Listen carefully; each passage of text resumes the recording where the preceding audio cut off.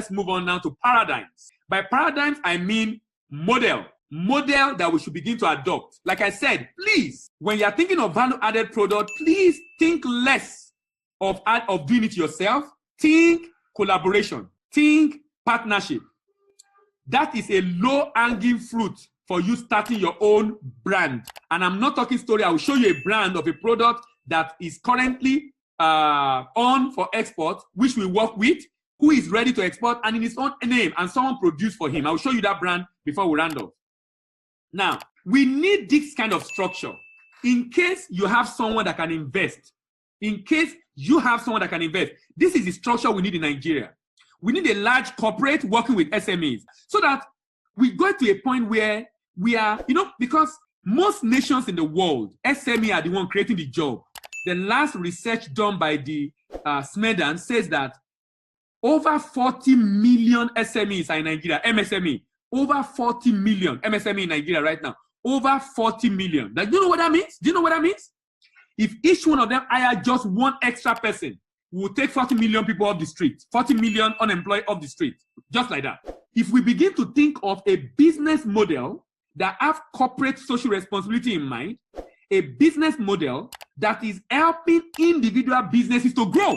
So we need a large corporate that works with a lot of SMEs. How will this work?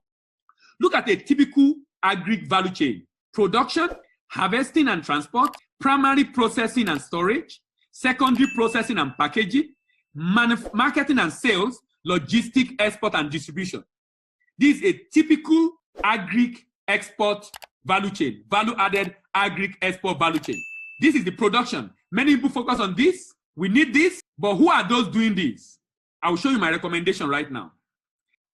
We need a situation in which we are able to leverage on the massive SMEs in Nigeria to scale. But whenever we need technical expertise, NAFDAC issue and the like, we shouldn't be looking for SME to do those things. We should be looking for big business that will take up those responsibilities. Let me show you what I mean. Now, if SME is doing production and harvesting, if SME is doing production and harvesting, if SME is doing the same SME, production and harvest, SME1, production, primary processing, and secondary processing and packaging. SME1 again, marketing and sales, logistics. This is an inefficient value chain operator, low processing capacity and output, few jobs will be created, low quality and packaging, high cost of production, non-competitive product in the export market. You wonder why our product is not competitive? Are you wondering why Nigerian product is not competitive? The same person is doing everything. He's farming, he's harvesting, he's transporting, he's processing, he's packaging, he's marketing, he's selling, he's export. Very inefficient. Look at the next one. We have a different company doing it, but we have not solved the problem. That is not solving the problem. SME1 and 2 is still doing this. SME2 is doing this. It's still not solving the problem. We're still having the same problem. SME1, SME2, SME3 is still not solving the problem. They're all small businesses. They are all small businesses. Inefficient value chain operator. Low processing capacity and output. Few job creation. Low quality and packaging. High cost of production. Small business. Non-competitive products in the export market. Look at large corporate doing it. If large corporate do production, harvesting, large corporate, the same company, primary packaging and processing, secondary processing and packaging, marketing and sales, logistics and export. Of course, it will be efficient because it's big, high capacity process, good quality packaging, low cost of production, but few job creation. Increase inequality, increase insecurity. When the big company take over the whole value chain, it's not wise. It's not a wise model at all. The same large corporate, even though he has solved the problem of efficiency in the value chain because he has money, he has solved the problem of processing and packaging because he can do it, of course. He has solved the problem of good quality and packaging, low cost of production and competitive product. He has solved it, no doubt. But we have problem with the economy. We are still not creating the jobs. Increase inequality, increase insecurity. We have large corporate 1 doing this. Large corporate 2 and 3. We are still not solving the major problem of Nigeria right now. We are still not solving the problem. we need to, we need to delineate our value chain and do it in such a way that we do it in a sustainable manner. We are not just increasing capital formation in the system, building wealth. We are also ensuring that the wealth cascades down to the grassroots. If we don't do that, we will be making money, the economy will be growing, but there will be a lot of inequality in the system. There will be a lot of insecurity. There will be a lot of poverty in the system. Look at SME is the one doing this. SME in the farm. But large corporate is handling the rest. Not efficient. Not solving the problem. Look at what will solve the problem. Look at what will solve the problem. When we have large corporate, this is where we need large corporate in Nigeria. We need SME here for job creation, production and harvesting. We need SME here, supported by government, supported by NISA, supported by CBN. We need SME here. We don't need SME here. You know why? Primary processing and storage. We need a company that has capacity to absorb all that the SME are producing. We need job creation here, job creation. So this is large farmland, but divided among several SMEs in the village. This is SME in the city. This is SME in the village, SME in the city. This is the manufacturing company who is doing the processing. So now that headache is taken off completely. Because let me tell you how this will work. This person has produced plantain chips. He has produced plantain chips. This is the SME. He has produced plantain. This company, this SME too, buy this plantain from him, bought it from him, gave it to this company. This company, we slice it, we peel it, slice it, fry it, de-oil it, package it, and give it to him. So if you bring in 5 tons of plantain, maybe we get about 100 kg of plantain, or you get about, if you bring 5 tons, maybe we'll get 2 tons or 3 tons, depending on recovery. He now continue to export. So you know what has happened here? We are creating jobs through this SME. We are creating jobs through the SME. We are creating efficiency and quality production, cheap cost of production through this place. Efficient value chain operator. High processing capacity and output. Good quality packaging because they are big. Low cost of production because they are producing large volume. And competitive product in the export market. Increase job creation. Decrease inequality. And decrease insecurity. This is what we need in Nigeria right now. We need this model, guys. We need this model.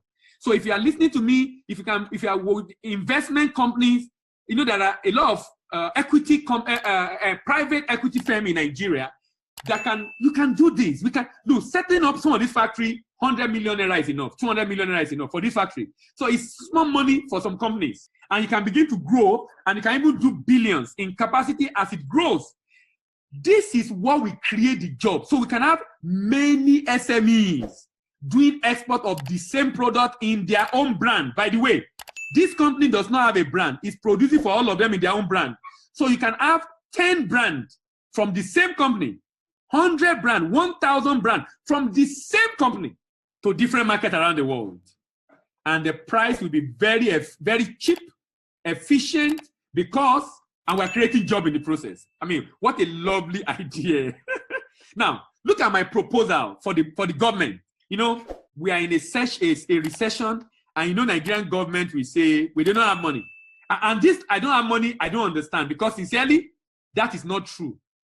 What they don't have is either political will or idea of what to do. Either political will or ideas of what to do. That is what I think is the issue. And I'll make a proposal now.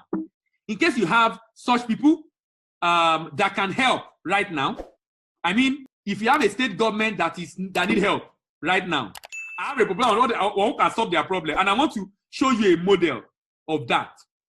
Now, what are the problems of a typical state government in Nigeria? The problem of a typical state government in Nigeria is job creation and generation of income. Those are the 2 major headaches of any state in Nigeria.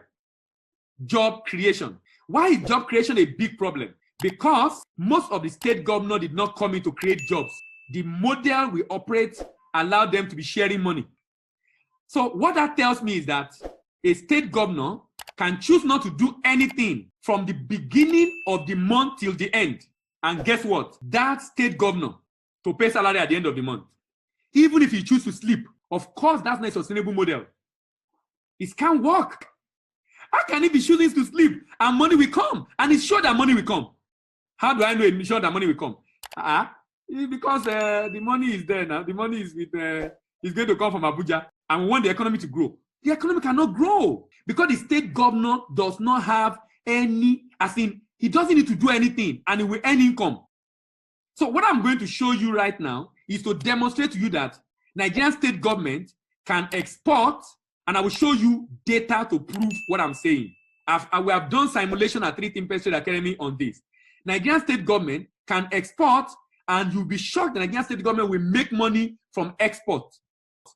Now, but the model we are proposing is that it will not just make money, it will also create jobs. That's the model we are proposing. That the government will not just make money, the government will also create jobs.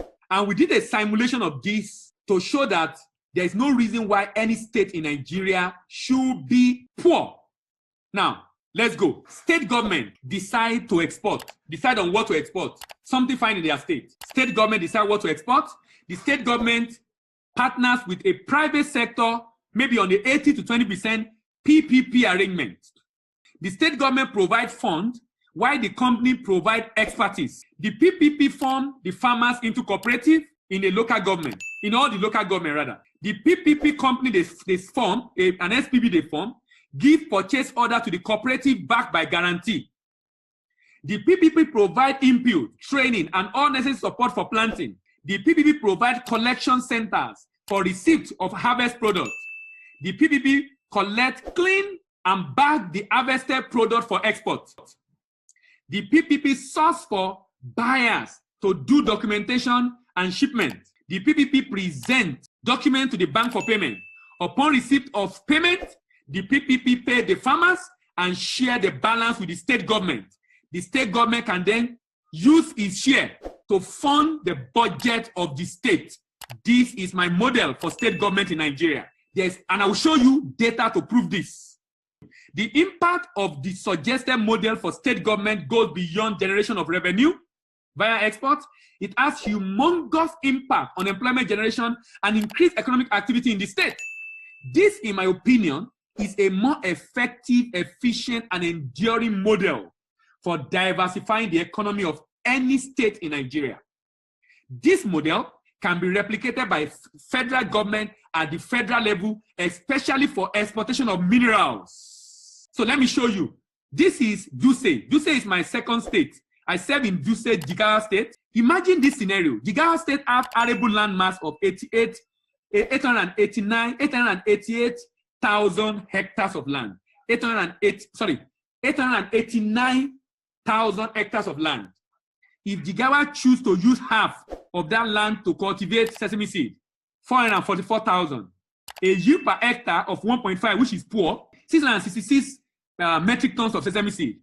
If they sell it at $1,000 per metric tons, that will be $666 million. Let's go to the farmers. The farmers, according to Agric economists, these are data from Agric economists online, to cultivate an hectare is 60,000. It might be higher now. Let's say 100,000 self. The cost of farming will be, for these hectares of land, will be 26.6 billion. Remember, the government does not have to give money to the farmers. They will give them support. They will give them tools. They will give them implement, but they won't pay them money.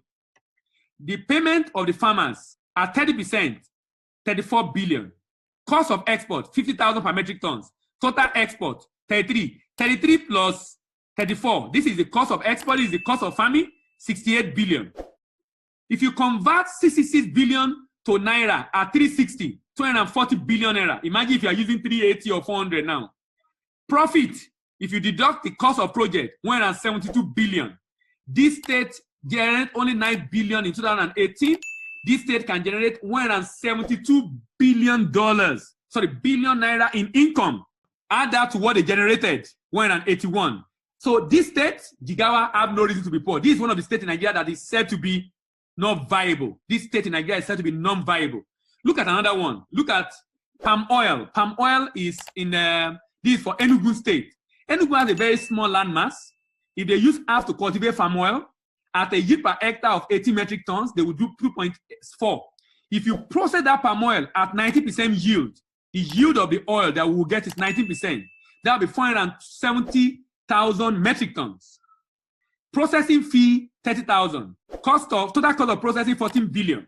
Palm oil, cost of export. Sorry, the export price, $500. If you multiply that by 570 metric tons, that's $253 million. Cost of export, 40 million plus 18 million. 18 billion. 18 billion plus the 14 billion, that's 35 billion. 35 billion minus 84 billion. This state can generate 71 billion just by exporting palm oil. Let's look at Kwara State and look at cashew nut. Kwara State can generate 140 billion naira just on cashew nut. I'm basically saying that Nigerian states have no reason to be poor. And we have simulated this for many states in Nigeria. Nigerian state has no reason to be poor. So if you have access to state government, please suggest this to them. We're not even thinking, we don't even want to, we are making the information available so that people can go and use it. We don't even want to be part of it. So it's not like we want you to come and engage us as consultant. No. Use your people. We can give you information and come and present to the government, not because we want anything from the government, please. We need to rescue this country. And for us to rescue the country, state government must export. State government can muzzle enough resources, work with their people, create jobs for their people make money. And the state can pay the state. The state can pay their people, and the state can make money doing the same.